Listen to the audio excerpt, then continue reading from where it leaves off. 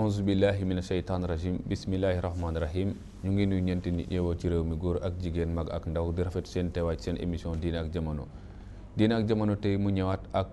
question d'actualité boo xam ne nag dafa itam soxal askan wi yëpp ndax mooy élection locale yi ñu génn di élection yi nga xam ne ñoo doon fal ñu war a jiite ci gox yeeg goxaat yi loolu itam nekk loo xamante ni itam askan wi yëpp la soxaloon ñu jóg ci itam am nuñ ca dundee kon ñu dundaat élection am nu ñu ko dundee am ñu ko dundee ak itam fu ñu ko dundee ci ay gox yu wuute te bëri loolu itam indi ay résultats yu wuute te bëri indi njàngat yu bëri itam te wuute ci moo tax tey jii itam ñu bugg a wéyal njàngat googu nga xam ne dafa aju ci élection locale yooyu nga xam ne ñu bëri am na lu ñu ci mébétoon jotuñ ca ñu bëri itam am na lu ñu ci séentu woon gisuñ ko ñu bëri itam am ci loo xam dañ ko doon tiit wala ñu ragal ko gisuñ ko ca loolu yëpp nekk ay njàngat yoo xamante ne wàllu askan waa ngi ci biir wàllu acteur politique waa ngi ci biir ak wàllu nit yi nga xamante ne analyste lañ te itam di foogu di gas lépp lu aju ci wàllu politique ci biir réew mi tax ñu prier ci ay nit ñoo xamante ne ñëpp ay acteur lañu xam ko bu baax itam waaye itam dund ko nekkoon ay acteur en même temps itam ñu nekk ñoo xamante ne yàgg nañ di seetlu wàllu élection di ko dund ak askan wi kon ñu ngi fii tey ak kii honorable député Babacar Diamé député maire de Foundiougne président commission finance assemblée nationale monsieur Diamé ñu ngi lay nuyu. maa ngi fi ak honorable Moussa Sy bokkoon ci coalition taxawu Dakar bokk itam nekk chargé des élections bu Parcelles Assainies monsieur Sy maa ngi lay nuyu. maa ngi fi ak kii di Lamine Ba nekk membre comité directeur parti démocratique sénégalais nekk itam analyste politique Lamine maa ngi lay nuyu. maa ngi fi ak kii di docteur Rosner Ludovic miin ngeen ko suñu plateau moom consultant la nekk expert nekk juriste itam di jàngat lu bëri ci wàllu politique rawatina question yu mel nii nga xamante ne dafa laal wàllu décentralisation monsieur Ludovic maa ngi lay nuyu. kon maa ngi rafet seen teewaay yëpp itam di rafetlu askan wi ñu déglu itam di ñu seetaan ci télé bi kon monsieur Diamé ñu tàmbale ci yow yéen nga xamante ni itam ca Foundiougne am na noo xamante ni élection bi daf ko fa bindoo ci seen résultat itam ñu gis ne lu ci jot a génn seen mébét xanaa jot ngeen ko ca Foundiougne waaye am na ci yeneen gox yu mel ni itam ay Sokone ngeen am fa ay jël yu métti ñu bëggoon xam rek ci njàngat bu njëkk nan nga gisee loolu ak li ko jur. waaw jërëjëf donc Ousmane maa ngi lay nuyu bu baax di nuyu sa directeur ak toute l'équipe de Walfadjri di nuyu aussi Sénégal yëpp di baalu àq ci weeru koor bi ñu nekk di ñaan yéen nañ ko àggali ci jàmm ak salaam. élection en paix élection yoo xam ne jàmm ak salaam yàlla may nañu ko ci ñaan kilifa yi ak ñëpp yaakaar nañ ne démocratie am na Sénégal ndax boo seetee élection bi ni ñu tëddoo nga xam ne ku ci nekk engagé wu nga ci suivant ta propre conviction. Au niveau de Foundiougne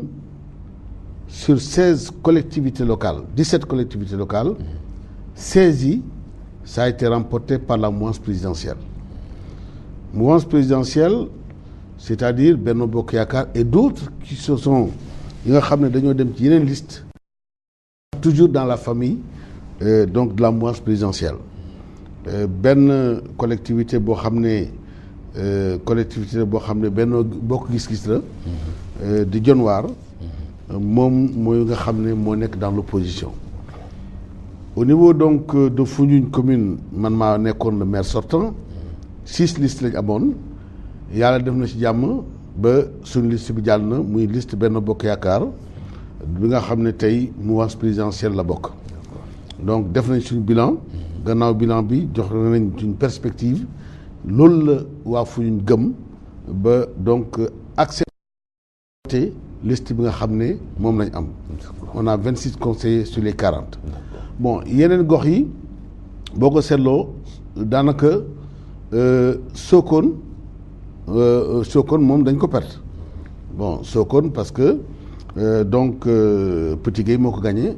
mais il faut reconnaître que Petit Gueye c'est pas la mouvance présidentielle c'est l'opposition. À part ça vraiment rafetlu nañ liggéey bi au niveau du département gagné nañ département bi Benno Bokk Yaakaar avec 43 conseillers sur 60. C'est quand même important. Et d'une manière générale communes yeeg communauté rurale yëpp boo ci gis ñi am nañ 30 conseillers quelquefois sur 40 quelquefois sur 56. donc vraiment sant nañ yàlla. D'accord. On est très content. Voilà. l'honorable Moussa Sy yéen a ngi nekkoon ci liste taxawu Dakar ngeen dem itam ci liste boobu yéen itam ngeen génn ci liste bi ak ndam ci côté boobu itam ndax am na lenn loo xamante ne gis ngeen ko ci ginnaaw wala ci élection wala ci li ñëw ci ay gàllankoor yoo xam ngeen tiit ngeen ko ci scrutin bi. waaw jërëjëf Ousmane maa ngi lay nuyu di nuyu sama naataango doyen yi nga xam ne ñoom laa bokkal plateau bi donc di monsieur Lido bi di doyen président Babacar honorable député ak sama frère Lamine Ba. di wax ni ñu ngi nuyu téléspectateurs yi aussi surtout rawatina ñi nga xam ne émission Diine ak Jamono lu leen soxal la di sant yàlla bu baax bu ñu yàlla sunu borom mayee ñu dugg ci élection yi ci bisimilahi rahmaani rahim génn ci alhamdulilahi rabbil alamin ci sunu ki nga xam ne moo doon sunu leader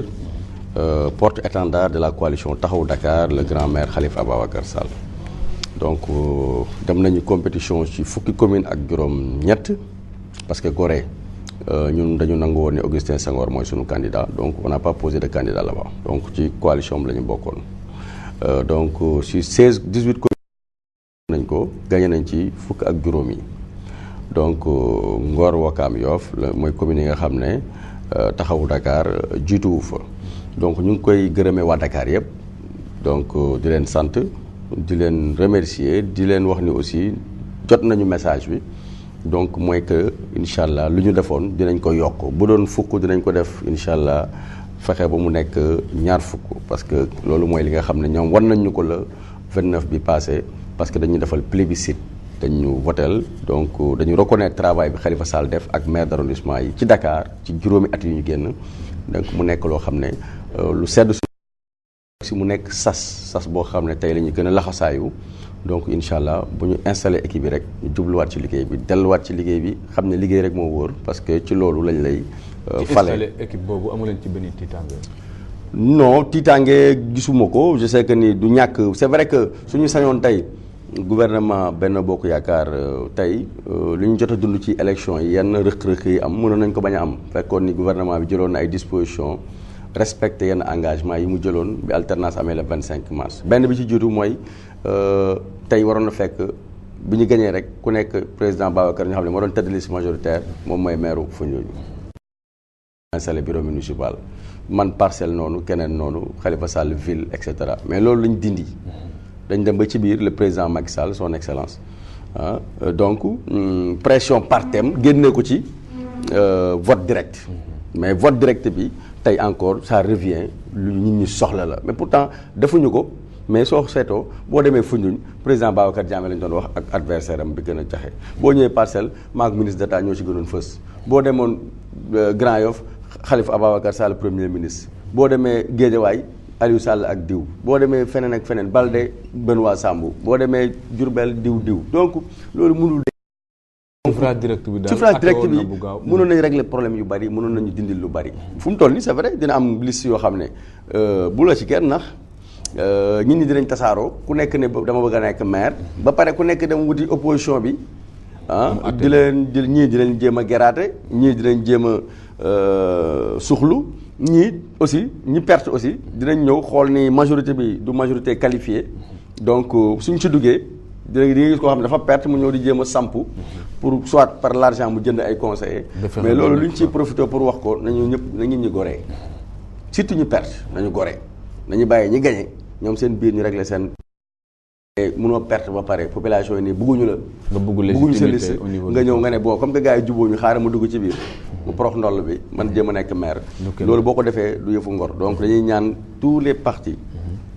liste bu mu quartier commune bu mu mënti nekk ñi perte nañu gore bu ñu leen associé nag jox leen ay poste adjoint nañ jël mais bu ñu dem jéem a naan dañuy présenté wu loolu bu ñu ko def bu ko def rek xamal gore di la te du la jig parce que am na loo xam ne bu nit sàcc ndënd yomb na waaye fu nga tëddee fu jafe la donc conseil bi aussi voilà loolu je pense que daal lu ñu war a régler la beneen bi ñu waroon régler mooy cumul bi malheureusement on l'a pas fait donc loolu président ñoom président Diame donc gouvernement bi Benno Bokk Yaakaar fekkee mi ngi continuer am incha allah ngeen fexe vraiment ñu jublu ci quoi ay réformes yu Sénégal soxla vote des maires au suffrage universel direct lu war a am la parce que le maire est comptable yow nekk nga maire ànd nga coalition c'est vrai mais am na ñoo xam ne sax gëmuñu bilan bi nga doon def mais yow bilan bi yow yaay comptable yow yaay tête de liste majoritaire donc yow yaay dafa dem delluwaat ci kanam population yi ne leen lii ngeen ma dénkoon lii laa ci def dama bëgg soxlawaat seen baat maak équipe nag ñooy ànd naam waaye li gën mooy man mi nga xam ne man maa jiitu woon ma ñëwaat rendre compte et tu es le seul comptable devant la loi tey fu ñu la yóbbu yoon yow yaay dem yow yaay wuyu ji lépp yow la naam nag y a une équipe y a un conseil qui délibère et qui continue mais dès que les décisions les délibérations sont faites seul le maire est comptable donc nag nañ ko yombal nañ ko mottali quoi nañ ko régulariser donc ñu ngi koy ñaan monsieur le président de la république prochaine élection yi avant mandat bii di jeex 2017 ñu voté à l'assemblée mën na nekk aussi initiative parlementaire président yéen ay maire ngeen man wax naa ko AMS ba tey nañ jël initiative def ko ñun suñu régime nanguwuñ ko woon mais yéen seen régime quand même war nañ évaluer ngeen nangu ko donc ñu ngi lay gërëm di la sant jërëjëf Moussa Sy Lamine Ba ci côté boobu laa lay njëkk a interpellé ci lu aju ci réforme yooyu nga xamante ne am na ay député sax yu ko amoon mëbët ci wàllu Thiès yaakaar naa ñaar ci ay député waaye rapidement lañ ko rejeté te loolu itam nekk loo xamante ne est-ce que du limité léeg-léeg parce que askan wi tànn nit ba ñëw ba pare léegi conseil yi ñu tànn aussi tànn keneen loolu est-ce que bokkul ci li bloqué léegi ay conseil jërëjëf Ousmane nga baal ma nuyu d'abord ñu fi fekk ci plateau bi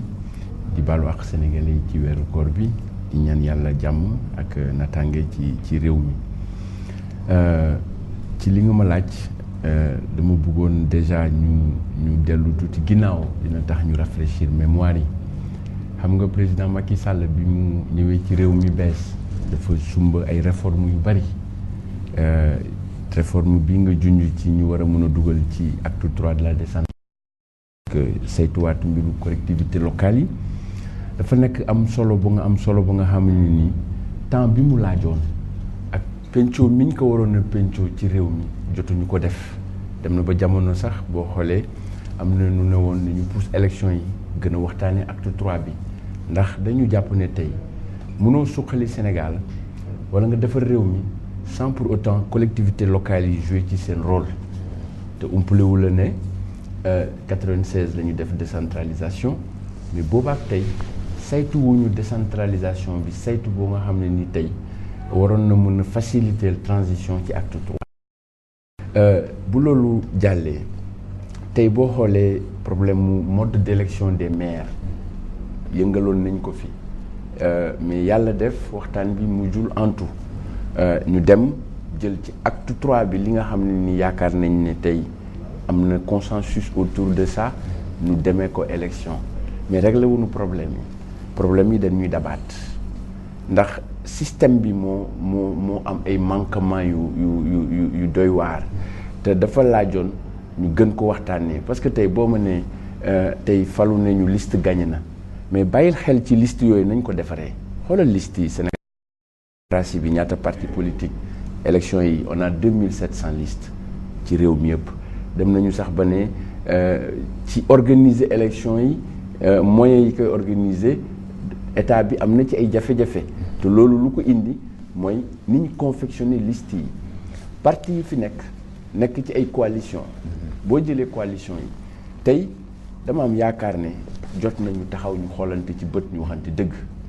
dëgg bi mooy coalition yi fi am ci lan la ñu lalu ñoo ànd dem élection présidentielle ñu gagné ñëpp d'accord nañu ne tey ni ñuy diriger réew mi du coalition moo koy te coalition bi ñuy wax bi nekk sax au pouvoir muy coalition présidentielle bi nga xam ne coalition de coalition la boo xoolee tey li xew ci réew mi nga xool ni ñu investir élection locale yi ñi ànd di gouverner réew mi di ànd ba du seet d'accorduñu ci dara coalition yi dafa tas ci mouvance présidentielle bi ci dëkk yi ñi mën a dem ci cadre bennoo dem nañu ci mais terewul ñu am yeneen candidat yu nga xam ne nii yii candidat APR la ak yeneen donc yooyu yëpp nekk ay problème ñaareel bi tey boo xoolee nit ñi monsieur le maire Moussa Sy moom mi gagné parcelle ci liste Khalifa Sall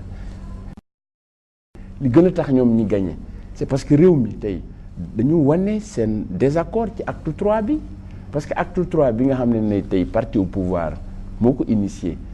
tey gestion des grandes villes de Dakar ñoom lu ñu ci jublu amuñu woon benn vision bi ñu ci amoon mooy ña fa ne ñu dindi leen fa pour fexe ñoom ñi yor nguur gi ñu féetee ko te ñoom mu neen ñoo ànd ci coalition donc daal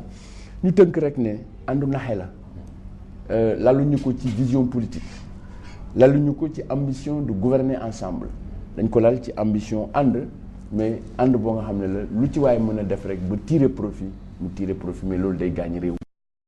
loolu ñi la ñuy wax ne ci lay daanalee ci sa tontu que ne le même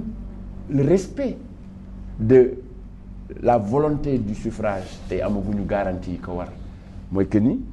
tey soo jëlee Moussa Sy parcelle listam moo gagné mais mënuloo ba tey fi may wax ak yow garantie ne il sera maire parce que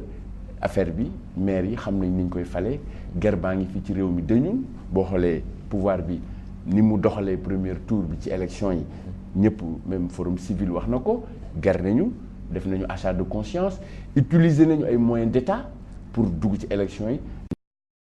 li élection yi tey li yëpp ñu def ci laaju ko woon. D'accord dinañ ci dellu siwaat léegi Ludovic Rosner en tant qu'analyste élection yi nga xamante ñoo génn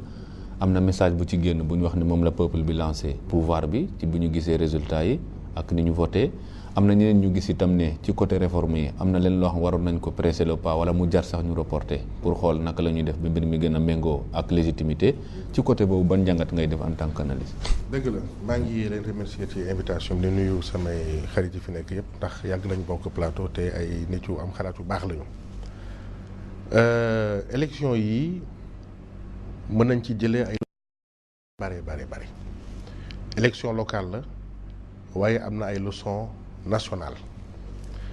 ndax gis naa ñi perte élection yi mais ñemewuñu génnee ci ay leçons pour mën a xam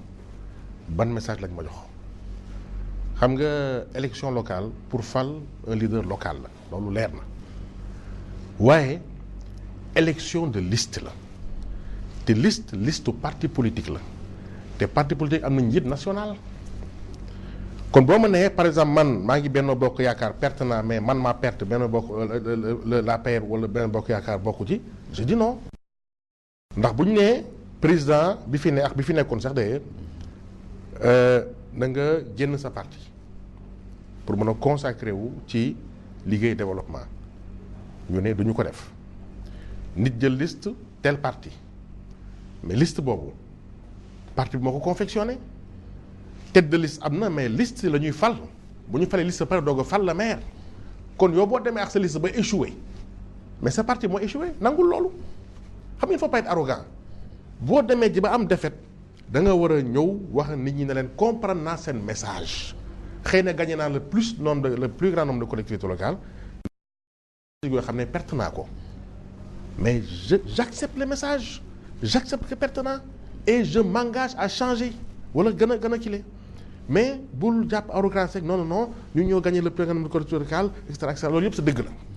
mais dama yaakaar ne parti au pouvoir bu dem élection gagné woo Dakar bon c'est vrai c'est pas tout Dakar parce que Guédiawaye gagné nañ ko le parti boo gagné na ko mais Dakar fait le quart de la population du Sénégal l'agglomération dakaroise gagné woo la deuxième ville en tant que sur le plan démographique muy Touba gagné woo la troisième ville même deuxième ville am de manière générale muy Thiès gagné woo une ville stratégique comme Ziguinchor mais kooku da ngay wax lu arrangé rek ma xam nga ne y a un problème d'accord gagné nga sociologiquement gagné nga le plus grand nombre de collectivités locales mais am na côté boo xam ne am na défaite il faut l'accepter c'est la démocratie bon mais am na yeneen jàngat yoo xam ne mën nañu ko génnee ci élection yi xam nga man dama bokk xalaat ak Lamine acte 3 bi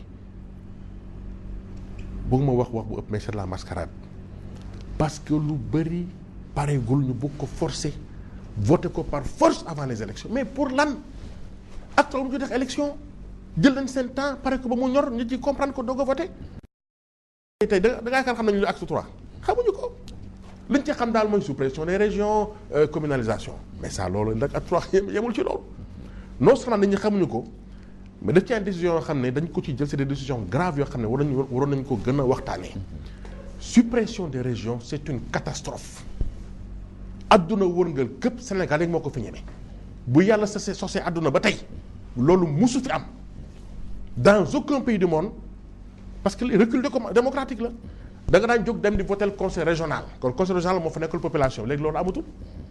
supprimer conseil régional mooy jël région ci loxo population delloo ko recul démocratique la dañuy waxante dëgg communalisation intégrale mais ana njëriñu jël pomme ak orange nga ne désormais ñooñu orange lañ tudd bu la neexee nga def ko noonu de waaye du tere pomme doon pomme orange doon te du benn ce n'est pas la même chose commune du communauté rurale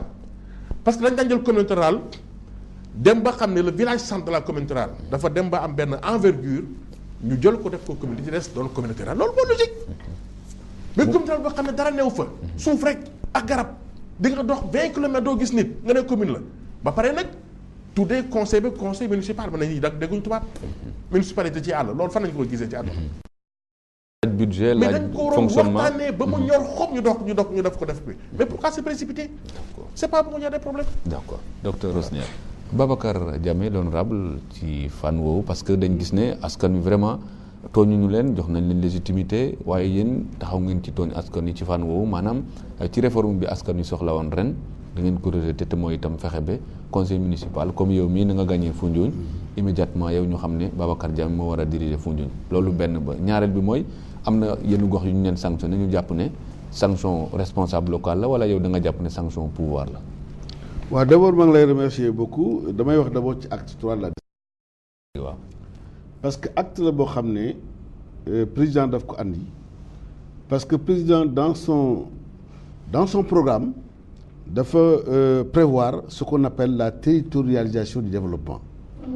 c'est-à-dire que le développement à la base mooy ci gox-gox yi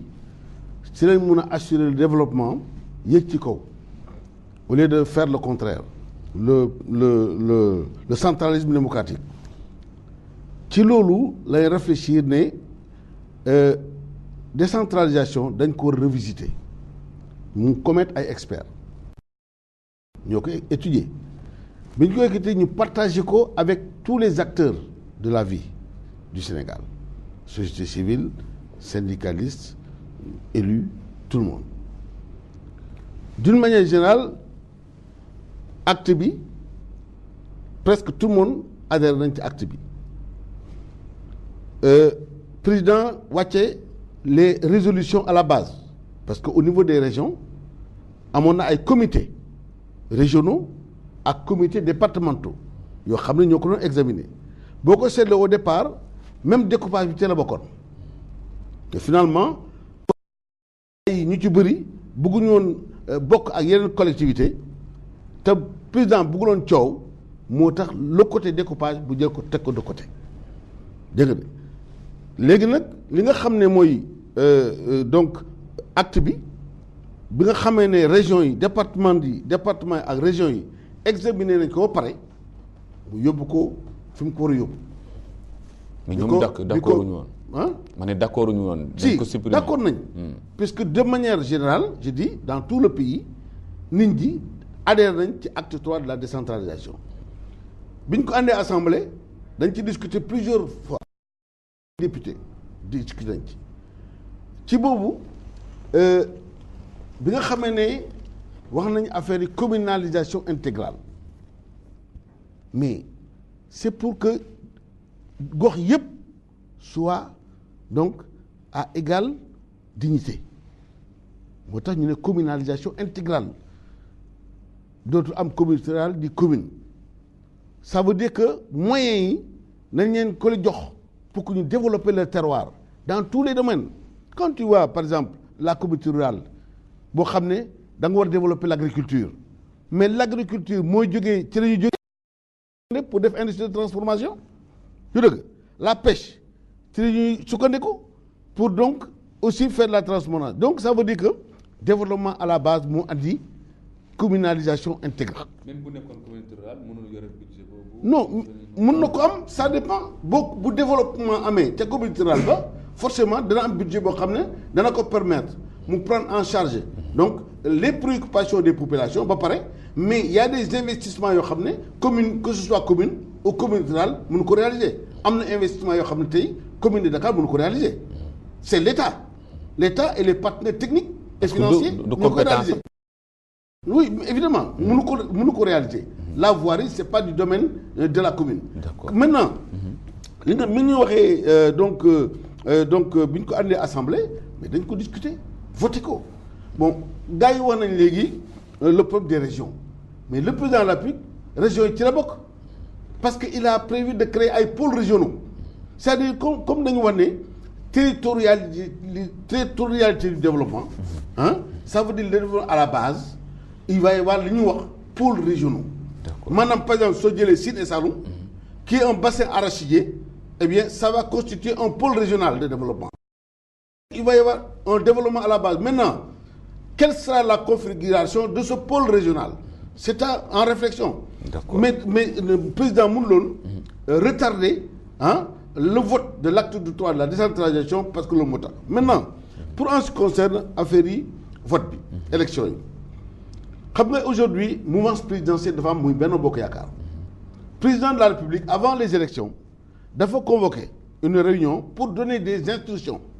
pour donner des recommandations parce que lui c'est le président de la République donc il est élu par Benno Bokk Yaakaar le 25 mars 2012 donc il a recommandé pour que ñun ñëpp ñu dem en Benno Bokk Yaakaar parce que Benno Bokk Yaakaar moo ko fal nee na partout où mënuñu dem ensemble ñu seet ñan lañ mën a àndal pour dem c'est ce qui fait que APR ànd na ak ñeneen ce qui fait que Benno Bokk Yaakaar dans certains coins ànd nañ ensemble bon maintenant c'est vrai que aujourd'hui la mouvance présidentielle a gagné largement les élections locales il faut le reconnaître c'est vrai que am na des endroits yoo xam ne par exemple quand tu prends Dakar comme l'a dit tout à l'heure monsieur le maire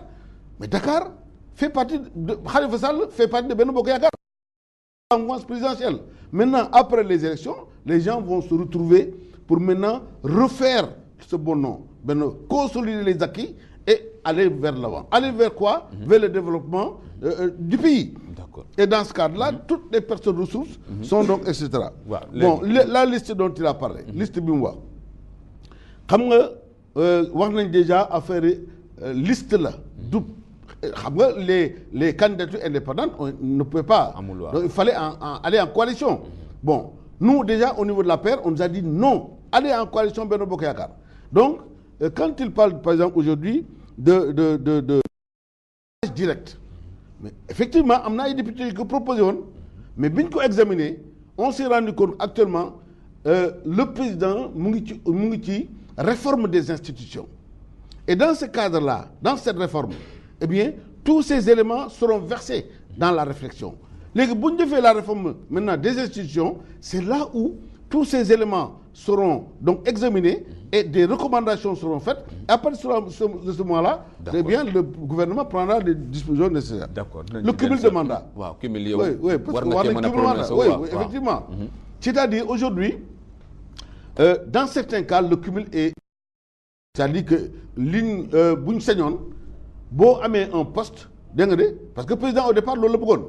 que boo nekkee député nga bañ a nekk maire boo nekkee ministre nga bañ a nekk maire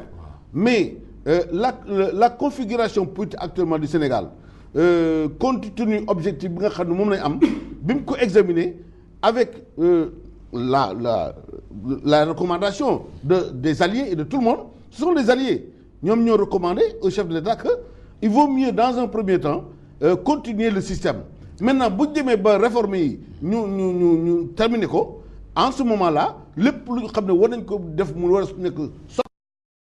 d'accord voilà d'accord dinañ ci dellusiwaat léegi honorable Moussa Sy parce que acte 3 de la décentralisation yow mi am expérience aussi ci gestion municipale parce que ñu bëri dañ cee gis ay gàllankoor yoo xam ne presque dañoo brûler ay étapes mais gis nañ ne pour mu dox application bi problème bu rëy la nar a posé parce que itam dafa mel ni boo waxee commune rurale wax commune ku ci nekk xam nga ne am na loo tollool ci wàllu agglomération wala xaalis ak développement investissement moo taxoon itam ñu woowee leen loolu jox leen envergure boobu bu ñu ñëwee tey ba bugg a def communalisation intégrale est-ce que ci côté boobu yow amoo ci tiitaange wala côté yoo gis ne war na mën a sooxe bu baax bu ñu àggee ci application. waaw jërëjëf Ousmane mais je pense que ni damay rebondir ci doyen Ludovic lu mu wax. mais je pense que acte 3 li am solo mooy on a dépassé le débat de la mise en œuvre dem nañ élection voté nañ ko assemblée c'est vrai il faut dire. waroon nañ approfondir réflexion yi waroon nañ jël xalaatu ñenn ñi il faut dire que ça a été une réflexion bâclée ou bien une réflexion dirigée c'est le mot que j'utilise dirigée donc parce que dañu ne lii lañ bëgg képp koo xam ne sa xalaat méngoo na ak suñu gis-gis kaa ñu ànd ci loolu mais ñi amoon idée contraire yëpp jéemuñu leen sax déglu on leur a même pas donné le temps de recruter parce que Ismaïla Madior Diaw c'est lui qui a été moom moo nekkoon le concepteur moom le président dénkoon projet bi à côté du ministre mais moom moo yor dama lay jox benn exemple lan moo tax tey taxaw Dakar am à Dakar contre l'APR y a que l'APR qui n'est pas dans taxaw Dakar à Dakar pourquoi parce que comme mënoo bëgg a def acte 3 nga changer fondamentalement l'architecture des collectivités locales au Sénégal et particulièrement à Dakar nga ne dañuy def commune de premier exercice d'accord c'est bien j'applaudis les deux mains mais n'empêche mais nga ne le grand maire de Dakar donc associé ci loolu tu l'ignores tu le marginalises parce que da nga bëgg a jël place am te xoolal ñu doon bañ loolu yëpp ils ont été battus ñu doon bañ réflexion bi ñu doon bañ ñu waxtaan ils ont été tous laminés dañ leen dóor ba ñu 6 heures fekk na ñoom ñëpp ñu tëddi ak seen ay jooy moo tax waxtaan dafa baax maintenant léegi loolu weesu nañ ko mënatuñu nekk fi delluwaat ci loolu parce que on a déjà voté communauté rurale c'est vrai am na yoo xam ne ils sont pas viables il y a même des communes à Dakar qui sont pas viables communes d'arrondissement amuñu benn viabilité financière même ak acte 3 bi elles vont avoir ces communes là de sérieux problèmes mais n'empêche nañu xool tey après l'installation des prochaines équipes municipales que ce soit au niveau rural commune rurale au niveau urbain commune conseil municipal nan la état bi accompagner collectivités locales yi parce que ay démembrement état lañu ñu teg fële politique fële adversité politique bi pour ñu avancer ñu xool maintenant ñu segg xool yan mooy incohérence yi yan moo nar a nekk goulot d'étranglement yan moo nar a indi rëkk-rëkk yi nga xam ne mooy taxaw suba bu ñu taxawalee équipe bi ba pare fal maire yëpp ak seen équipe ak seen ay adjoint yan moo nar a sooxee loolu ñu fexe léegi dindi ko balaa ñu cee yegg 6 mois yi nga xam ne fii ak décembre parce que qu'on le veuille ou non fii ak décembre on aura à parfaire tout ça à préparer les décrets d'application à faire les dévolutions bien meubles entre les villes et les communes de plein exercice parce que léegi ñun communes yi bees yi ñun ñooy cotiser léegi à la ville ville léegi dootuñu jox fonds de dotation donc tout ça muy Dakar muy Pikine muy Guédiawaye muy Rufisque muy Thiès mi nga xam ne amul département parce que ñun ville mooy département ci 5 communes yooyu maintenant je pense que li am solo mooy ñu liggéey ci loolu mais li am solo moom muy cumul bi muy vote direct bi ñi ko bañoon ils ont été tous battus parce que premier ministre on avait dit premier ministre warul nekk maire président était d'accord le projet était là moi j'ai une copie du projet président d'accord na ci ne woon nañu ministre yi kenn waru ci nekk maire da ngay choisir entre ministre maire yaa que le ministre Aly Ngouille Ndiaye bi ne woon moi je choisis su ma gagné ma dem nekk maire bàyyi ministre mais ñeneen ñëpp Benoît Sambou a été battu à Ziguinchor Mayel Diop a été battu au Point E Mbaye Ndiaye ministre d'État battu au Parcelles Assainies ñeneen ñi sont battus dans les régions en tout cas à part les nouvelles créations au niveau départemental et aux nouvelles communes ñeneen ñëpp ñi bañoon cumul yëpp les cumulards là tous ont été battus loolu day wane ni il faut que ñu avancer te aussi qu'on le veuille ou non la fonction de ministre et de maire est incompatible c'est ça la vérité elle est incompatible mënoo nekk ministre Kédougou bëgg nekk maire Kédougou un maire da ngay yeewu da ngay def naissance da ngay def dëj da ngay def mariage tu dois résider tu dois être permanent dañ la war a tëral di la yee di la fëgg ngay ubbi mais maire boo xam ne 6 mois ba 6 mois ngay dem ci dëkk ba 8 mois ba 8 mois nga toog sa building administratif yi ñu lay yónnee par horaire yi ay parapheur ngay signé di dellu vivre nañ ko ak Ablaye Wade sunu gars yëpp ils ont été battus ministre Kolda yi ministre Kédougou yi tous ba l'actuel président était maire de Fatick ñoom ñëpp ils étaient des cumulards seen parapheur yi fii la leen doon fekk 2009 bu ñu battre ñu ne non on a gagné comme ñoom la ñuy wax nii on a gagné la majorité des collectivités locales c'est bien mais toutes les grandes municipalités il y a aucune ancienne collectivité locale bu Benno Bokk Yaakaar gagné wala APR amul à part Dakar bi Khalifa Sall gardé amul de parce que moom xam nga lañ gagné de nouvelles conquêtes de nouvelles créations ils ont gagné de nouvelles créations en termes de municipalité et en termes de département mais boo jëlee axe Touba gagné wuñ ci benn Aïda Mbodj moo gagné Bambey Diourbel tey PDS ko jël Mbacké société civile la ko jël léegi Abdou Mbacké Ndaw devant Benno Bokk Yaakaar boo jëlee sud bi c'est Baldé qui conserve et qui Bignona PDS ko conserve aussi la même chose donc amul lu ñu gagné à part que fi AFP nga xam ne c'était le fief la chasse gardée du président Moustapha Niasse nga xam ne moom moo décidé de son propre gré ne man damay bàyyi APR jiitu man ma topp seen ginnaaw parce que bëggatuma dara te ñu ma àndalee bëgguma tamit aussi ñu bëgg dara muy Kaolack Nioro et consort ba nga xam ne sax foofu aussi c'est une aberration parce que soo jëlee Nioro président wax na ko léegi Benno Bokk Yaakaar mënu am Nioro ba pare waa APR am ay liste parallèle au Benno Bokk Yaakaar alors que la base du Benno Bokk Yaakaar c'est l'APR. Aliou Kébé mu ngi indi accusation ne APR dañoo ñëw saboter vote bi te bu seen pexe sotti mais loolu c'est trop tard xam nga lu tax c'est ay incohérence yu ñu waroon noter la avant ñu defar liste yi mais mënuñu ne Benno Bokk Yaakaar parce que base du Benno Bokk Yaakaar c'est l'APR parce que président de la République mooy njiitu APR. parce que Babacar mu ngi lay delloo léegi ci Benno Bokk Yaakaar seen liste taxawu Dakar bi man xam sax. non ñun bokkuñu parce que ñun bi ñu ne dañoo woo APR ne leen kaay ñu defar suñu liste on a appelé Moustapha Diakhaté on a appelé ministre d'État Mbaye Ndiaye à l'hôtel de ville tous les partis sont venus pendant un mois ñu waxtaan ñoom ñaar ñu bañ lànk ne duñ ñëw ñoom ak ñeneen ñëpp. kon vous n'avez rien à voir ak ñoom. non on a rien à voir avec taxaw Dakar ñun c'est le contraire nous taxaw Dakar dañu ne dañu bëgg a saborder Dakar dañu ne kenn dootul juddoo Dakar. D'accord. ak le grand-mère ñu ne non dañu bañ reconnaître le pavage à Dakar le lait à l'école la santé à l'école les uniformes bilan wu Khalifa Sall la ñu bañ Dakar. kon le recasement des ambulants. ñu ne ñoom d'accorduñ ci loolu.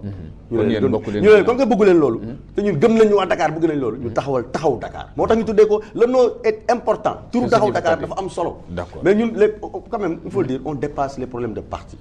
nous c'est Dakar moo ñu intéressé ak liggéey ak réalisation. d'accord monsieur Lamine Ba ci côté boobu sax la lay interpeller message boobu nga xamante ne peuple bi def na ko parce que ñii dañoo fipp presque booy seet ñëw taxaw ñu wote leen ñu gagné feneen aussi loolu am na fa loolu day nekk message boo xamante ne peuple bi ñoo ko envoyé ñu fi nekk parce que dañ ko bëgg a décaler au niveau local mais est-ce que c'est pas national. non c'est-à-dire loolu benn jàngat nga ci am. suñu waxee cohérence politique dafa signer acte de décès wu Benno Bokk Yaakaar Benno n'existe pas ou n'existe que de nom parce que mënu leen ànd. ci foofu lay waxee tontu tuuti sama honorable Babacar pour waxu ne ko Benno Bokk Yaakaar falu nu Macky Sall te boo xoolee résultats locaux yi du Benno moo gagné c'est le peuple qui a gagné parce que 45% de mu am élection yi dañ koy xoolaat nit ñi dañu dul bàyyi xel ci abstentionnisme bi am ci réew mi bi ñu jógee élection 2012 ak élection locale yi bàyyiwuñu ci xel ñaareel bi mooy Benno moo gagné mooy gouverner Khalifa Sall Benno la bokk nekk maire de la capitale du Sénégal bokk ci biir ñoom ñu ne dañuy gouverner ensemble tey boo toogee ñu dem élection woowuñu Khalifa ne ko jiiteel ñu suñu liste bi Dakar parce que yaa ngi liggéey comme ni ko kii waxee lu mooy dem nañu ba instrumentaliser réforme parce que loolu la acte 3 de la décentralisation li nga gis Dakar nii ñu tas 6 régions 6 grandes villes du Sénégal yi muy Thiès muy Dakar muy Pikine li ñu ci jublu woon ña nekkoon foofu ay maires c'était des gens yi nga xam ne nii ñoom ànduñu ak ñoom ci benn parti mais ñoo bokk ci benn coalition te dañu bëggoon mbuboo ànd bi mais en réalité responsabilité yooyu seen waa parti yor ko loolu moo tax nga gis ni ñu découper affaire bi changer mode de scrutin bi amul sax benn logique boo nga xam ne ni tey mën nga ci continuer nga ne nii ngay demee parce que benn décret génnagul dara génnagul ça nous prendra encore 6 mois boo jëlee Dakar Khalifa Sall mi tey même bu gagné waatee ville de Dakar dina toogaat au moins 5 mois 6 mois yoo xam ne nii du mën a continuer liggéeyam lu mooy day xaar ay décret d'application di xaar ay réformes yu ñu war a parachever loolu nekkul tardement nekkul pertement donc mais amul lu ñuy jiite réew mi solo tey dama bëgg ñu delloo waxtaan bi fi ñu ko war a delloo mooy que ni ñu génn ci escroquerie politique parce que sénégalais yi dañ noo raw xam nga noonu sénégalais yi rawee 41% bu ñu toogee voté wuñu nga xool élection yi avant muy départ 2700 listes élection yi am Sénégal ren musul am Sénégal en termes de violence am ci violence musul am ci réew mi su Abdou Diouf su Senghor ba ci Ablaye Wade musu fi am fi ngay gis parti au pouvoir acteur u parti au pouvoir di génne ay armes ci réew mi di semer terreur ci réew mi nga gis ni ñu campagne ñu jàll loolu dama bind il y a 3 semaines ma ni réew mi dañu bëgg yóbbu ci crise boo nga xam ne ni amul fin Moussa junj na ko sànq pour la première fois dans l'histoire politique du Sénégal nga am premier ministre bu wàcc à la base pour conquérir une municipalité man ma ni ba ñuy def loolu est-ce que dañu engagé responsabilité gouvernement bi kaal yi bu dee c'est le cas ñoom ñëpp war a démissionner tout de suite waruñu xaar sax Macky Sall di jël acte ñoom ñëpp war a démissionner si ce n'est pas le cas fan lañ bëgg a jëmee réew mi lañ doon annoncé comme réforme pour que rendre la gouvernance de ce pays plus simple, plus accessible, plus sobre, profitable pour les populations. Mais waaye nan ngay mën a xalaatee di am premier ministre bu nga xam ne nii réew maa ngi tàkk problème yi partout front yi partout xalaatul lenn lu mooy bàyyi fa réew problème mu sénégalais dem di toppatoo ay problème mu collectivité locale ëllëg bu ñu ko faloon dafay comment il va donc dañu revenir à la case de départ xam nga lan mooy case mooy que politique dañ koy laal ci gis-gis ak xalaat li ñuy def tâtonnement la ak improvisation boo déggee honorable député wax na sànq ne boo xoolee ni ñuy éliminer régions yi bëgg a créer ay pôles de développement économique je suis pour du lu fi bees bu ñu fàttale koo xalaatu Abdoulaye Wade demoon na ba na provincialisation tenant compte de la spécificité de notre pays nañ ko xoolaat parce que bu ne province parce que province dafa am du point de vue territorial lu muy am dafay am dénominateur commun mais tey boo ne acte 3 nga ni da nga bëgg a créer li ñuy wax économie rurale te yow bëgguloo ruralité am est-ce que comprendre nga li ma la bëgg wax ñoom dañu ne dañu supprimer communauté rurale yi parce que dañu bëgg rendre dignité égal nga bëgg a créer économie rurale mais du dem déedéet du dem contenant et contenu du dem donc dafa am contradiction fondamentale bu loolu jàllee ñu ne dañuy tey mais réew lu koy doxal mais c'est des moyens tey li gën a sooxeel décentralisation 96 bi ñii ay collectivités locales la ñu yoroon ñoom moyens la les moyens n'ont pas suivi ci fu bari tey état bi amul benn politique bu mu teg lu mooy annoncé waat acte 3 de la décentralisation boo xam ne laalul compétence yi de lu mu laal mode de scrutin mode de répartition territoriale ak mode de gouvernance donc mooy léegi tey boo ñëwee man fu ma dëkk Nioro nga ñëw Nioro commune la suñu ginnaaw nga am dëkk bu ñuy wax Kaymoor amul benn ressource bu dëkk bu mën a sukkandiku pour développer dëkkam nga bëgg ko ñëw tey ba ñuy nekk communauté rurale sax dañuy am de sérieux problèmes amuñu case de santé nawet gu jot amuñu problème nga mais boo leen defee commune doo gën a hypothéquer même seen développement donc y a des problèmes donc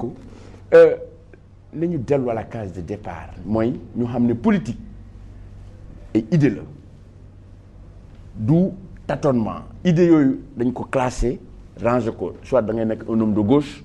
wala nga nekk un homme de droite wala nga nekk du centre ànd ak ñi nga xam ne yéen a bokk gis-gis bokk xalaat pour mun a doxal réew mi mais boo bëggee def benn soosu suppu kànja boole ñi nga xam ne bokkuñu juddu politique bokkuñu jëmuwaay politique bokkuñu ambition politique mooy li ngay gis non tey Sénégal yëpp a d'accord ne Benno n'existe pas de nom mais dañ bëgg naxaat Sénégalais yi dugalaat leen ci logique boo nga xam ne nii nañu ànd naxante que chacun tire son épingle du jeu donc Ludovic Rosner ci côté recomposition politique boobu sax parce que gis nañ ne ni ko wolof di waxee liy naaw donc yaay ruus fam jëm soriwul gis nañ ne seen liste yi rek composition bi fitna la woon campagne bi ñëw nekk fitna ñu jëm ci élection nga xam ne itam foofu répartition bi parce que gisoon nañ ko ci jamono PS ak AFP dañ mujjoon waxtaan bu métti lañ doon engagé pour mën a taxawal conseil régional ak mairie ña ngi fay tànn est-ce que ci côté bi aussi yaakaaroon ne li ñu wax Benno Bokk Yaakaar fii tas ba indi beneen recomposition. waaw man nag du ma politicien du ma homme politique mais nag comme observateur la xam naa ni nit ñi booloo nañu noonu Benno Bokk Yaakaar ce n'est pas anormal ay parti politique la ñuy booloo pour mën a falu mën a liggéey mais est-ce que am na sincérité est-ce que am na ay idéologie yu dëppoo est-ce que am na xalaat yu ànd wala est-ce que dañoo bëgg rek alors kii nga xam ne amul doole mu bootu ci niiw rek ba ci kanam le temps mu defaruwaat mu et cetera je ne sais pas mais toujours nga gis ay fissures ndax fii ci Dakar Khalifa Sall moo gagné Benno Bokk Yaakaar dañu wax ne dëgg rek j'ai dit même à lui seul je m'excuse c'est une façon de parler à lui seul gagné na Benno Bokk Yaakaar xam ne ci la ne loolu est-ce que du problème moo tax ma ne la politicien il faut que donte dañu am parparlu bu dëgg ci dañu nangu ko wax tu vois koo xam ne mi ngi sa coalition mu génn beru gagné la nga leen c'est pas grave waaye da ngay wax lu la neex rek mais xam nga loolu c'est un problème te xam ñu fan la jëm est-ce que loolu parce que am na ñu naan alors on va se retrouver on va s'entendre est-ce que dana yombee noonu c'est ça parce que li ñu wax ci waxu politique diggante premier ministre ak Khalifa Sall c'est pas méchant mais waxu adversité pour loolu damaa nekk loo xam ne jàmm la man dina ma jaaxal. te Khalifa ci diggante mu ànd ak yeneen jàmbur yoo xam te ñu bokk ak ñoom xalaat ak gis-gis. voilà conviction. voilà et puis quand même battre un premier ministre dans une localité c'est quand même grave bon c'est pas anormal politique la ku ëpp ku mën sa morom da koy gagner. mais man boo nekkoon premier ministre mais du ma dem ci politique ku mairie pourquoi par force nga war a politique dañ la fal pour nga liggéey mais yemal sa place su technicien te nga liggéey si liggéey technicien pourquoi ngay wàcc à la base mais loolu signal la xam nga boo parce que élection locale nit ki mooy tànn gox bu muy présenté wu loolu man fii laa yaakaar ni mën naa fi am nit foofu soo fa amul nit foo am nit Sénégal kon ku perte local perte nga Sénégal yëpp fii nga yaakaar perte nga fa loolu mooy kon yow Sénégal politiquement perte nga moo tax ma ne la koo xam ne amul coloration politique kooku élection locale bu amee yoonam new ca kenn ko ne remanier kenn ko ne changer parce que yow bokkoo ci politique mais boo jiitee parti boo xam ne perte na fenn il faut ñu wax la kon yow tu es parmi les perdants parce que yaa jiite parti bi te élection parti la. kon ci daan yooyu président doon wax logique la ci wàllu politique. je ne dis pas bon remaniement je ne sais pas ndax dana fa egg et cetera mais lu leer te leer mooy war na ci tirer ay leçons ba pare jël ay décisions parce que nit ki moo jóg ne man damay politique pour gox bi mu politique dem maintenant nag ça ne veut pas dire que buñ la gagné da nga war a démissionner par force parce que man loolu dama ci am ñaari xel xam nga ministre Ndar bi démissionné na. Cheikh Bamba Dièye waaw bon c'est ça c'est son plein droit waaye bu koy Macky Sall di fal est-ce que tàggu na waa Ndar moom bu muy nangu poste bi est-ce que tàggu na waa Ndar alors c'est un problème te nit mën na perte il faut ñu wax dëgg nit mën na perte élection du gox ba pare am. gouvernement ça ne veut pas dire qu'il est mauvais il a perdu ça ne veut pas dire que c'est un mauvais ministre est-ce que tu vois. waaye nag logiquement aussi yow boo tànnee ni man damay politique damay ñaani baat pour ñu fal ma boo perte aussi il faut en tirer les conséquences moo tax ma ne ñaari xalaat yooyu yëpp. nga xam il faut ñu am ko. peut-être fi mu bëgg a jeexalee rapidement mooy. sur l'acte 3 xam nga loi bi voté nañ ko di ci waxaat sax xëy na kii mais dans la mise en œuvre. dañu rendre compte il y a beaucoup de problèmes. man dama jàpp ni sax les problèmes les plus urgents dañu ko waaf muy problème bu xaalis loo fal département loo changé dem fenn dañu wax dëgg est-ce que parce que tey acte 3 am na rek Moussa Sy dana am des milliards dans sa commune rurale est-ce que am na ay possibilités de recette xëy na sax bu exploité possibilité de recette yëpp ba mu jeex tàkk du mën a def loo xam ne moom la bëgg a def mais loolu waxuñ ci dara département ana xaalisam fu mu jëlee xaalis waxuñ ci dara problème mu suuf waxuñ ci. foncier bi nga xam kan mooy joxe suuf. bomb la. et loolu sax day indi problème parce que xam nga comme léegi commune rurale commune la léegi ñu ne d'accord waaye léegi alors bu dee suufu bay la suufu àll la nañ ko continuer joxee comme ni ñu ko doon joxee waaw naka la ñuy xamee ne léegi commune rurale bi nekk na commune léegi naka lañ koy xamee. nañ koy xamee est-ce que fa dañuy xamee frontière diggante commune. loi bi nee na booy tabax ci agglomération wala ci commune da ngay demander autorisation de construire. waaye commune rurale commune la léegi kon da ngay nekk ci àll boo xam ni à 20 kilomètres ne voit personne nga dem dox ba à la kii pour demander permis de construire non ils n'ont pas réfléchi il faut dire la vérité. c'est de la mascarade. vraiment c'est pas bien. man côté boobu aussi comme ni ko Lamine doon wax dénominateur commun moo nekkoon développement bi mais détonateur commun bi aussi mooy comme ni nga ko waxee noonu. waaw frontière bi du leer. am na ñoom duñ nangoo bootu. waaw yëkkati woon na fitna sax mais commune du communauté rurale loolu est-ce qu'on a besoin d'être intelligent pour le savoir commune du communauté rurale. commune dañu fay dëkk nit yi dañuy xat ba dugg ci biir communauté rurale nga xam ne problème mu dëkkuwaay la problème de vie communauté rurale da ngay dëkk suuf saa ngi bëri mais c'est autre chose bokkul du benn doo moo waraloon loolu l'honorable Babacar Diamé parce que évoqué na léegi démission ministre Cheikh Bamba Dièye moom au-delà de la collectivité locale dafa gis ne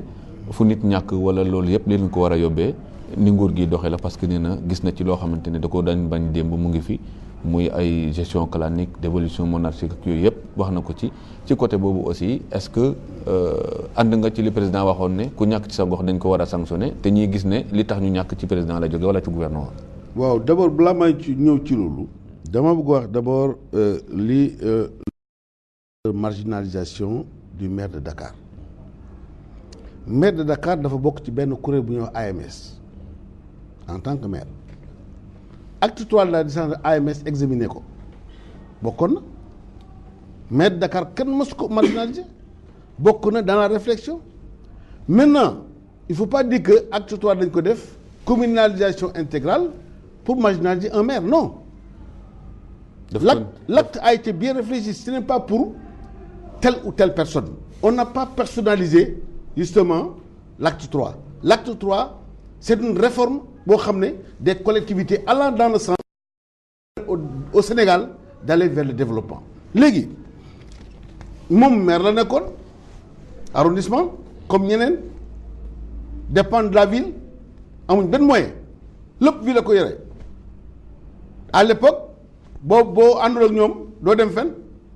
on a connu ça non xaaral ma on a connu la situation du PDS fonds de dotation xaaral ma ñëw rek ma ne fonds de concours à l'époque on a connu la discrimination qui existait moi j'ai été maire pendant donc à l'époque oui de Wade où je me retrouvais avec 4 millions de pendant que d'autres se retrouvaient avec 100 millions pourquoi quel est le critère qui a été utilisé parce que tout simplement qu'il est d'appartenance là donc dama ne loolu mbaa du dellu si waat non du dellu si waat parce que xam nga tax fi mu nekk nii j'en viens aux moyens des collectivités locales actuellement gis nga tey commune ak communauté rurale dëgg la dëkkuwaay la waaw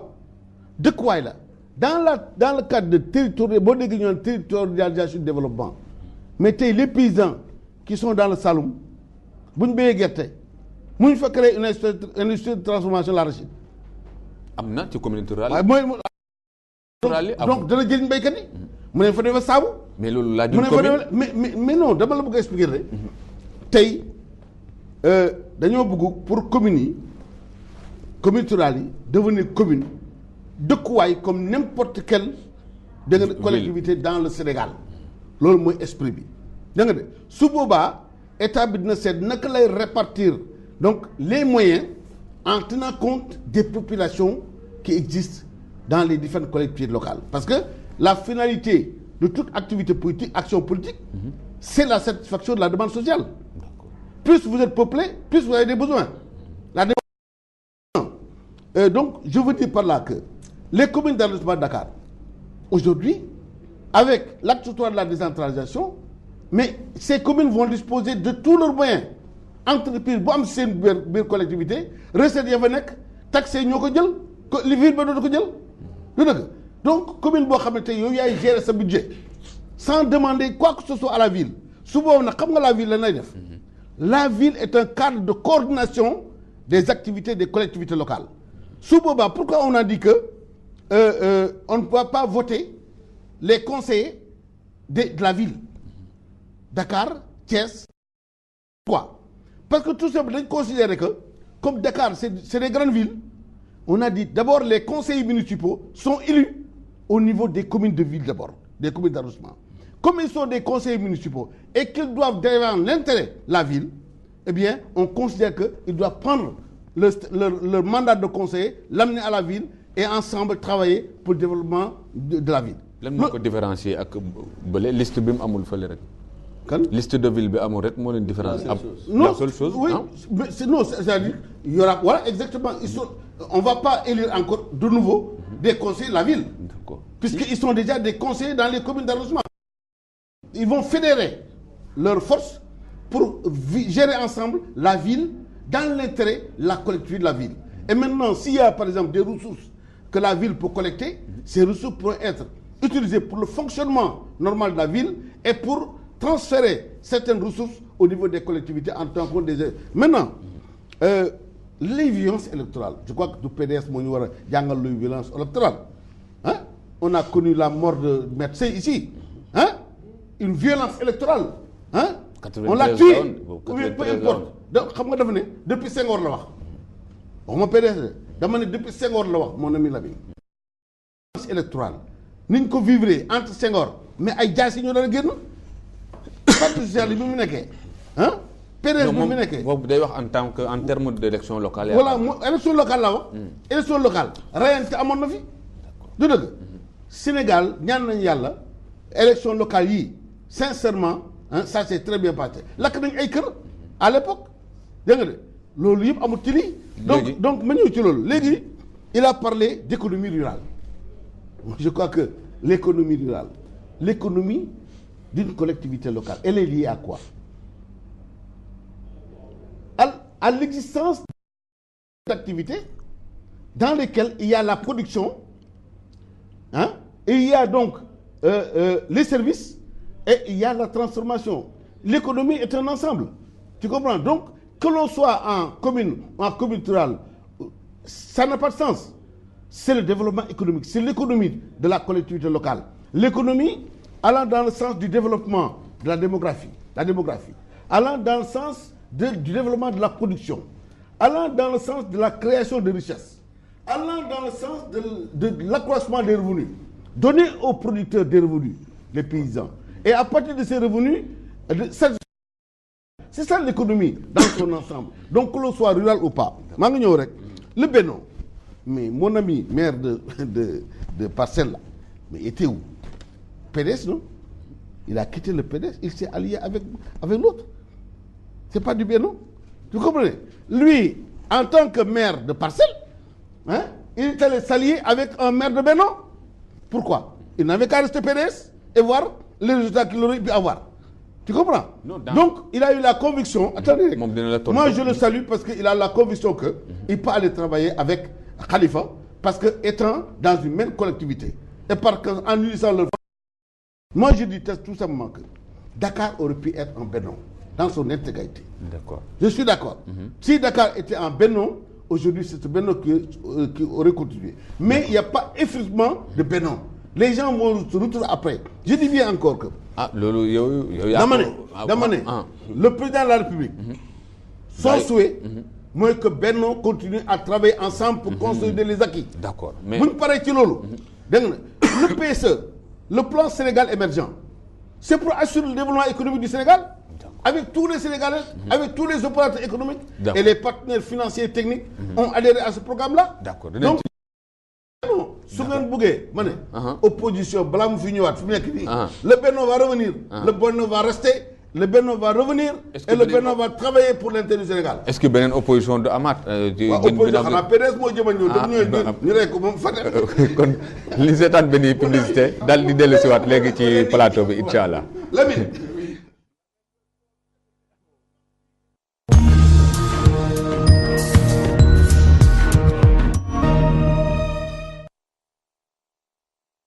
weeru koor bu ne Orange dafa tàmm ràññeeku si yéwén ak ay xewul yu amul fenn looloo waral fii ba le 31 juillet ak Orange di ngeen surf dièse 1 2 3 4 dièse yi lu tolloog ñaari yoon li ngeen tàmmoon a am waaw pass internet boo jël tàmmale ko si passu 7 mégaoctets ba si passu internetu 10 gigaoctets Orange yokkal la dayoowam ba mu mën ñaari yoon waaw kañ ñaari yoon. Ramadan Moubarak. La générosité change avec Orange. La vie change avec Orange. Un acquis important en matière d'amélioration du cadre de vie des Dakarois porte sur le programme d'extension du réseau d'éclairage public par le biais du financement de l'Agence française de développement pour un montant de 6 milliards, ce qui se traduit par la pose d'un millier de lampadaires solaires et d'une dizaine de milliers de lampadaires standards.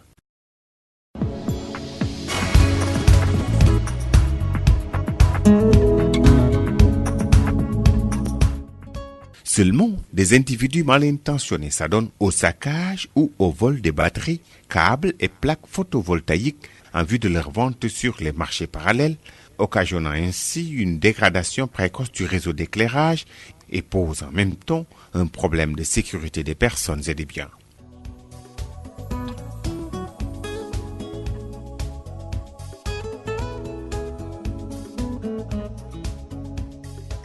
Le programme d'amélioration de l'éclairage public est entré dans sa à travers la reprise intégrale du réseau de l'autoroute Seydina Limamou Laye allant de l'échangeur Malick Sy au rond-point de la Patte d'Oie. Le programme intègre également les principales artères de la capitale sénégalaise. Ce programme, qui a fini de mailler toute l'étendue du territoire de la ville de Dakar, a pour objectif de poser 1 millier de lampadaires solaires et une dizaine de milliers de lampadaires standards et modernes. Les principales artères de Dakar seront illuminées par un éclairage standard.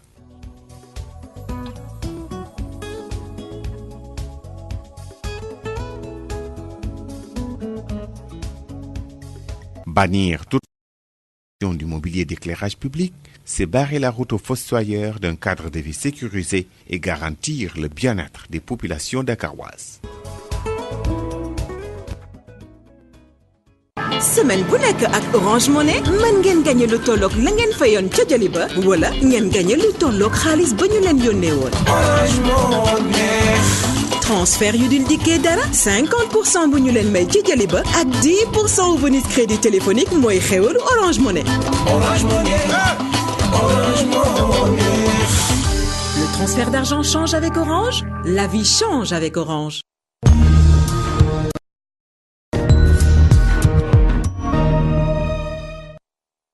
voilà mbokk yi ñu leen di gërëm di leen sant di rafetlu seen ànd ak rajo télévision Walfadjri seen ñaareelu pàcc émission diine ak jamono ñu waxtaanee tey élection yi ñu génn di élection locale yi nga xamante ni itam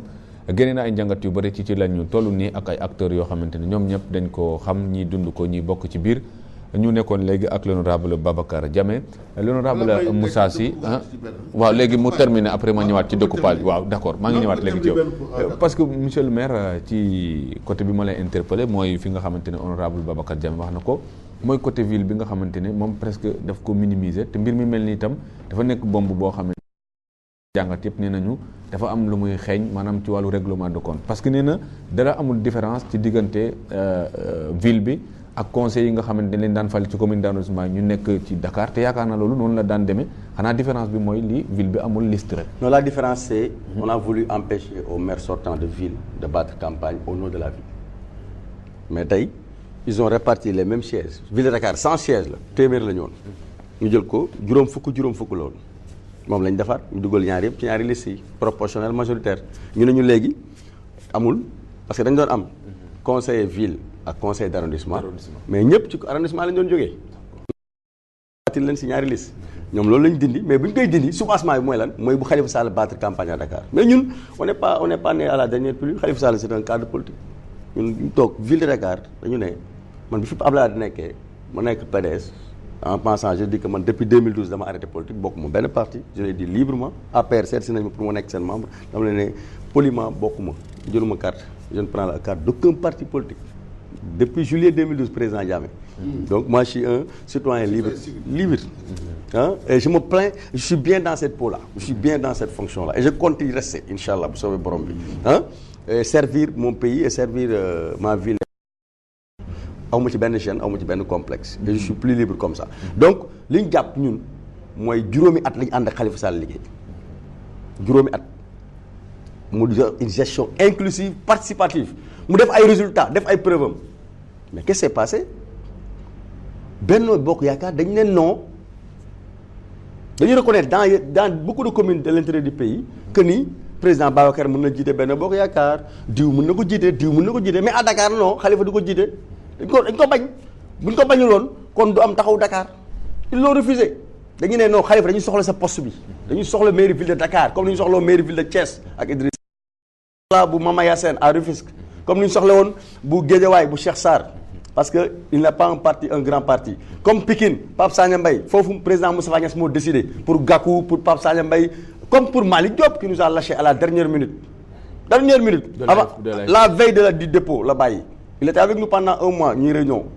à la mairie defar suñuy liste y a que l'APR qui a refusé de venir à Dakar bu APR ñëwoon peut-être duñ tudd taxaw Dakar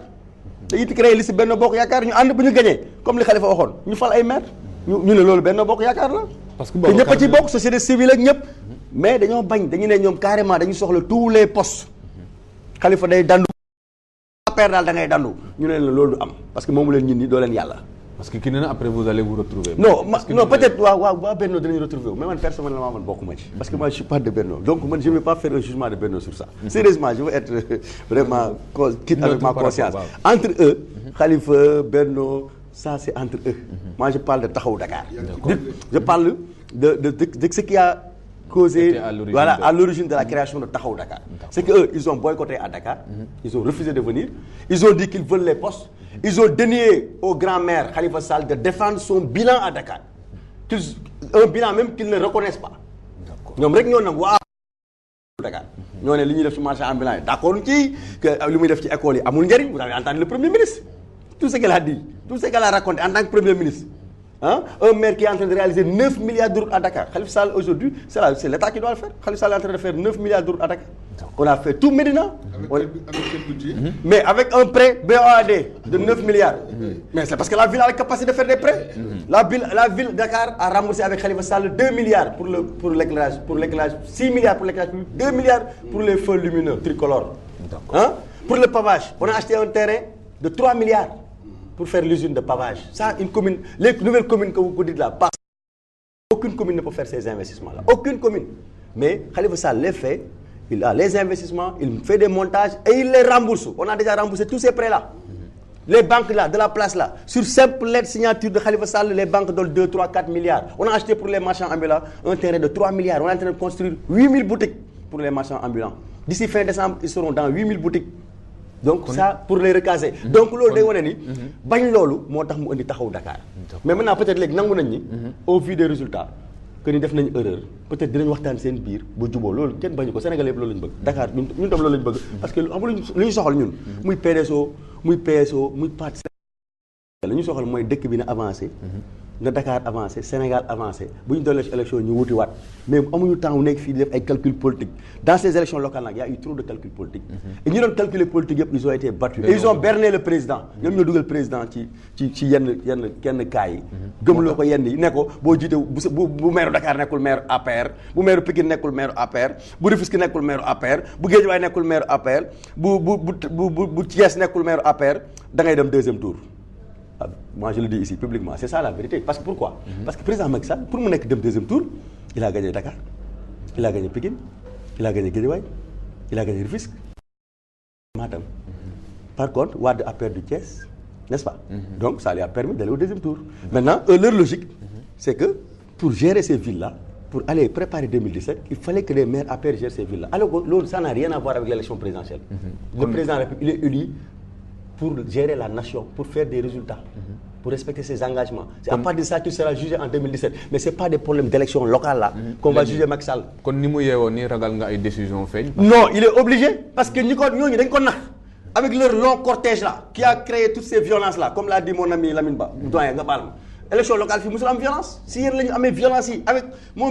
ami ministre d'État Mbaye Ndiaye. Élection locale da ngay def porte à porte. Kër ak kër jàkk ak jàkk daayira ak daayira ASC nga sa tànk yi pënd sa dàll yi pënd nga nekk ci naaj bi ñeneen ñi am na loo bëgg mais nga yow nga tegale 14 véhicules ay 4x4 yor millions yi dul jeex di séddale gauche droite doo gis sax ñoo koy jox parce que kenn bëgg ko parce que ñi leen yéeg yeewu nañ les Sénégalais sont éveillés. Donc je pense que loolu war nañ ko dépasser. En tout cas le président il va lire. Décoder le message. Il va décoder, il va prendre des... Il est obligé parce que aussi s'il le fait pas. Mais s'il maintient les mêmes personnes, parce que aussi, c'est dommage pour l'APR. Je l'ai dit depuis 2 ans, l'APR doit se structurer. Il faut que vous vous structurez. Il faut qu'il y ait une structuration.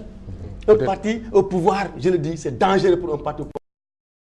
Mais moi, je connais des gens de l'APR valables aux parcelles, valables, qui pouvaient peut-être me donner du fil à retordre, qui pouvaient contester mon bilan. Parce que c'est des jeunes, c'est des femmes, comme Mme Fatma Mbacké, Mme El Ajli, mais Mbaye Ndiaye, il a fait 7 ans, il a été révoqué. Il ne pouvait pas me tenir tête. Ça, je l'ai dit que tu vas aller prendre la raclée. Yaou Dial donne le raclée. Il m'a dit que c'est moi Yaou Dial. Effectivement, Yaou Dial a donné une raclée. Donc, ça, c'est des erreurs. Et c'est à l'image de tout le pays. Il faut que l'APR se structure. Un parti au pouvoir, d'ailleurs, une structure, ce n'est pas une leçon. Mais le Diap, nous, PDS, nous, on a refusé de nous structurer pendant plus de 20 ans. Nous sommes opposition, nous allons continuer au pouvoir. C'est différent.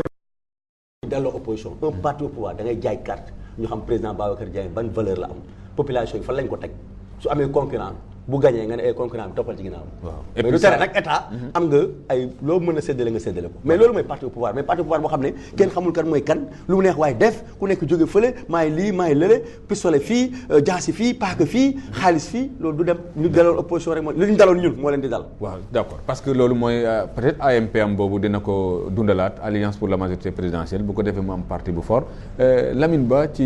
message boobu nga xamante ne doon rab mu ngi ko doon wax ne war na ko décoder parce que dañoo gis ne un ministre de la République bi liy xewee moom dafa démissionné.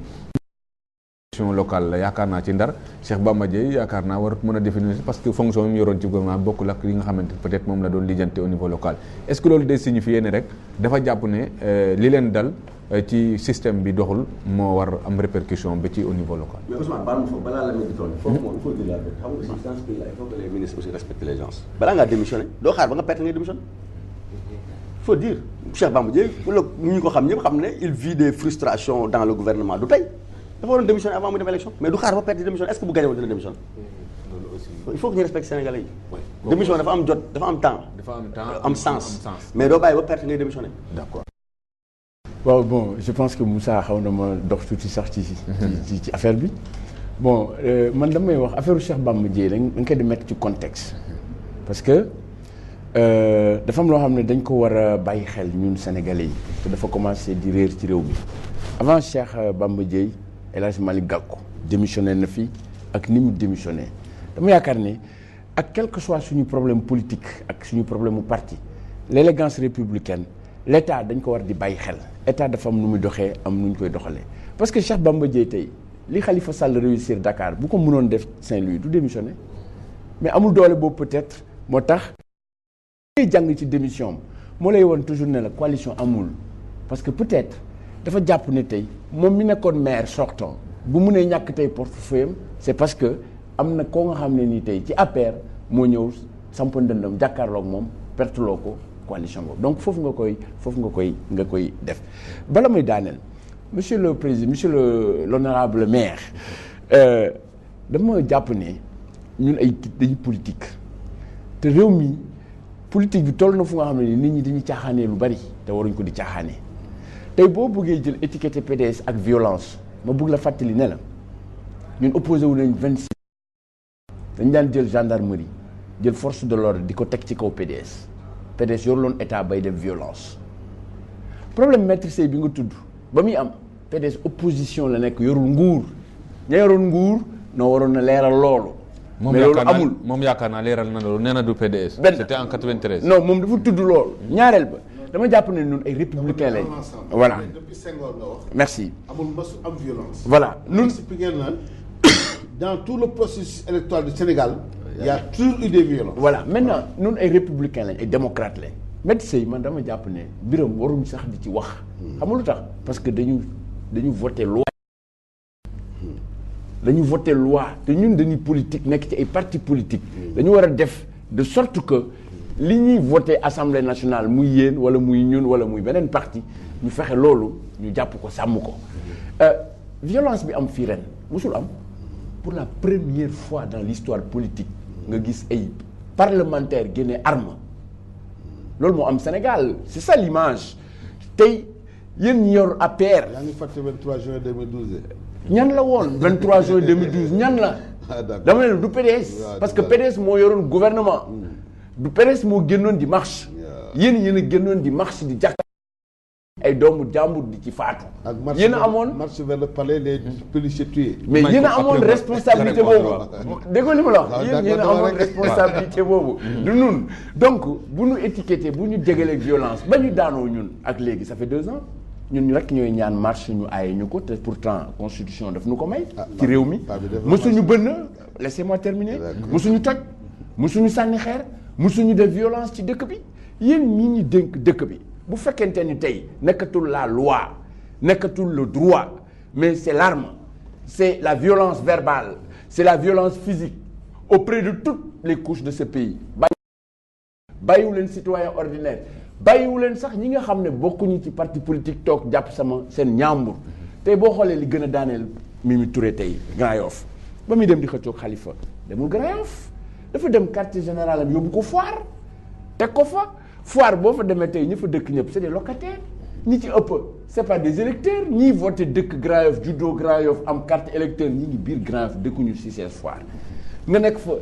di troubler parce que yow yaay troubler yaa fa créer désordre yaay tere nelaw nit ñi yaay tëgg yaay nekk donc dama wax ne nañu bàyyiwaat suñu xel ci nit ñi doxalee